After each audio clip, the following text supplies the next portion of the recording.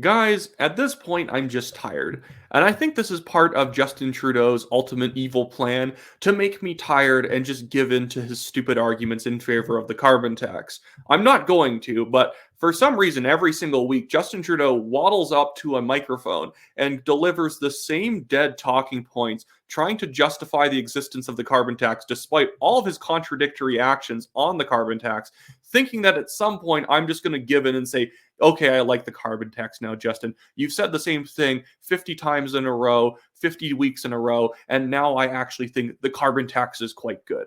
Anyways, we're going to go back to the well once again and join Justin Trudeau in his pro carbon tax seminar that he's put on this week. Taking away the price on pollution or leveling it off where it is would actually mean less money in the pockets of 8 out of 10 Canadians in the jurisdictions where it's imposed, which doesn't make sense. Canadians are squeezed on groceries, they're squeezed on rent, they're squeezed on cost of living.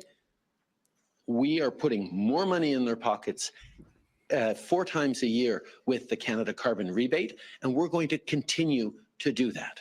Wait, guys, wait, is the carbon tax actually good now? Wait, I just heard him say that for the 50th time now, the 51st time. Wait, is the carbon tax good? Like, I don't know who's convinced by this at all. Like, Justin, you paused the carbon tax on heater oil. Why would you do that? You removed the carbon tax on heater oil. Why would you do that if it was supposedly making those people money? I feel trite just saying it. It's such a trite point to even just point out the truth about the carbon tax at this point. And his only defense for the carbon tax at this point is like dangling money in front of people and thinking and saying like, I stole this money from you and I'll give you back part of it if you keep voting for me. And like nobody's convinced. I don't know who in the Liberal Party's comms team needs to be fired who keeps telling him to do this. I'm a conservative and I'm frustrated on Justin Trudeau's behalf because his comm team sucks, or at least he fired everyone on the comm team who actually knew what they were doing. But I want to jump over now to a different Liberal making a different defense for the carbon tax because I can't get enough of torturing myself and listening to these people constantly run headfirst into a wall. I'm here to talk about young people because young people? That's me. This means she's talking to me. As for young people in this country, this isn't about if climate change is a thing or whether or not climate change is making an impact. You think if climate change is a thing would actually kind of play into whether or not people are okay with the carbon tax. Like if you know, having a gas-powered car is not really significantly contributing to the change in the climate, that kind of does matter, but whatever. It's the fact that it is. Last week, it was one of the warmest days on record in Toronto. So for anybody, if Mr. Poilievre is ever suggesting, and he does, that climate change isn't a thing, you need only point at that to know that this exists. It's not. Sorry, where did Pierre Poilievre say that climate change was not a thing? I don't think any conservative has said that. They'll maybe say that I don't think that, you know, Canada gutting its own economy is going to solve anything, but she needs to pull up a quote for me. Like this clip is already like butchered to hell. It's like they know that like they have to cut out all of her ums and ahs and just nonsense so that they can get to a coherent point here. And it's even not that good. If it is now, and in my Ontario riding, the rebate means $1,124 back. And that is significant. Wow, we stole $1,124 from people and gave it back to them, and it still doesn't make up for the increased cost of living. Whoa. That money can go a long way. The last thing that I will say is who pays the bill? If we are to defer action on climate change, if we are to sit pat and say, well, it's just fine, who pays that bill? Young people pay the bill, and we won't let that happen. We won't let them pay that bill later on. So we're going to force them to pay the bill now through a stupid carbon tax that doesn't actually do anything, which is why Stephen Guilbeault's Minister of the Environment office does not actually track emissions reductions linked to the carbon tax, because it doesn't actually happen, so they aren't tracking it. Even the Parliamentary Budget Office, who like they tend to be pretty neutral, like they like sometimes the PMO can get them to sort of massage something a bit.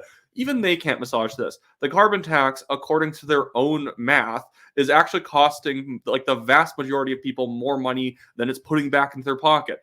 Because like the thing is that yes, if you just take into account gasoline and home heating, for some people, it will be some money back. But when you take into account all of the other shopping people have to do in a week, everything that the carbon tax contributes to price increases there, that means that they're not actually making any money back. They're simply, Justin Trudeau, this is basically his plan, and it's not working anymore. This is why David Eby is actually now failing in British Columbia, because even people in British Columbia who tend to be warmer to more environmental regulations aren't buying the idea that somehow the carbon tax is saving the planet.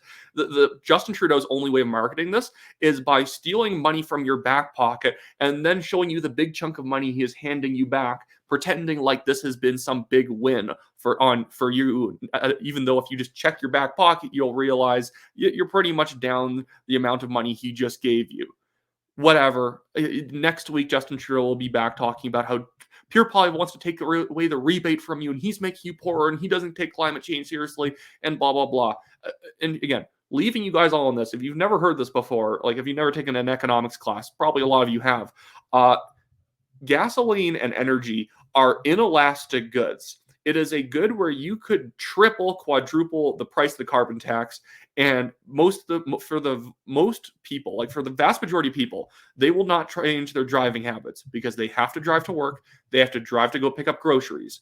They are not going to change their consumption of energy, especially in parts of the country where you could freeze to death by not using the amount of energy that you use. That those people are not going to cut back because they need it. They will cut back on elastic goods that they do not need. So the carbon tax has actually been the biggest attack on the retail space in Canada. Retail items that people don't necessarily need are the first thing people take off their shopping lists when the carbon tax goes up. They're not taking a shot at big oil. They're taking a shot at the person who owns a t-shirt store down the street. Whatever. Okay, that should be it for me today, guys. Shameless plug. Wyatt Claypool, I'm running for the Calgary Signal Hill Conservative Party nomination. If you live on the west side of Calgary, check out my website in the description below, wyattclaypool.com, and buy a Conservative membership.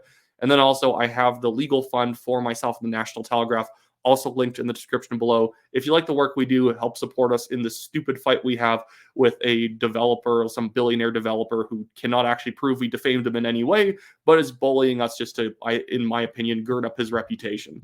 Have a good one, guys.